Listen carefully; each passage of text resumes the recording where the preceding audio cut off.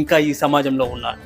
అమ్మ తన పాలతో మన కడుపు నింపింది, మనం నవ్వితే నవ్వింది, మనం ఏడిస్తే ఏడ్చింది, మన సుఖదుఖములను అనుక్షణం పంచుకుంటుంది. అమ్మ మన మలమూత్రాలు కూడా ఎత్తింది, మన జీవితానికి తొలి గురువైంది, మన పాలిట దైవమైంది అమ్మ. తన కడుపులో మనం ఉన్నామని తెలిసిన క్షణం నుండి తను కాటికి పోయే చివరి క్షణం వరకు మన గురించి ఆలోచించి తపన పడేదే అమ్మ. అలాంటి అమ్మకు నగలు నాణ్యాలు ఇవ్వకపోయినా పర్వాలేదు, కానీ తన పెంపకాన్ని ప్రశ్నించే పరిస్థితిని అవకాశాన్ని ఎవరికీ కల్పించకండి. అమ్మ ఒడి మనకు బడి, అమ్మ ఒడి మనకు గుడి లాంటిది.